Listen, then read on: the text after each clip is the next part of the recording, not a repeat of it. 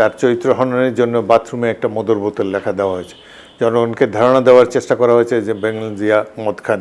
বেগম জিয়া এদেশের রাজনীতি ইতিহাসের সবচেয়ে নির্যাতিত নেত্রী। তাকে যেভাবে স্বৈরশাসক শেখ হাসিনা লাঞ্ছিত নির্যাতন করেছেন, এক কথায় অবর্ণনীয়। 40 বছরের সংসার তার যে বাড়িটিতে, যে বাড়িটিকে বাংলাদেশের জাতীয় সংসদ সকল দলের সংসদ সদস্যরা মিলে ঐক্যবদ্ধভাবে তাকে বাড়িটির মালিকানা দিয়েছেন, কারণ জিয়াউর রহমানের কোনো বাসা ছিল না রাজধানী শহরে। সেই বাড়ি থেকে তাকে এক কাপড়ে বের করে দেওয়া হয়েছে। শুধু বের করে দেওয়া নয়, তার চরিত্র হননের জন্য বাথরুমে একটা মদের বোতল লেখা দেওয়া হয়েছে। জনগণকে ধারণা দেওয়ার চেষ্টা করা হয়েছে যে বেগম জিয়া মদ খান।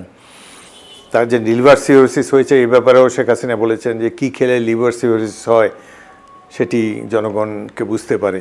তো এই ধরনের একজন প্রতিপক্ষ, এই ধরনের একজন অনির্বাচিত শাসকের হাতে বেগম জিয়াকে অনেক নির্যাতন সহ্য করা হচ্ছে। মিথ্যা মামলায় তাকে বারংবার জেলে পাঠানো হয়েছে।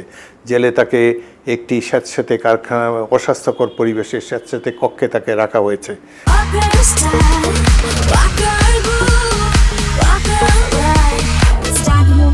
নানাভাবে তার খাদ্যদ্রব্যের মধ্যেও কেউ কেউ বলে যে সেখানে স্লো পয়জনিং তাকে করা হয়েছে।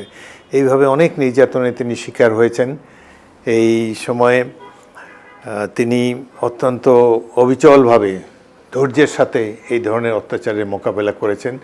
তার দৃঢ় বিশ্বাস ছিল, মানসিক শক্তি তার প্রবল। তার ধারণা যে তিনি এরশাদের যেভাবে পতন ঘটিয়েছিলেন, শেখ হাসিনাকেও একই পথে যেতে হবে, এবং তিনি আমাদেরকে আশ্বস্ত করেছেন যে স্বৈরশাসন বেশি দিন দীর্ঘস্থায়ী হবে না।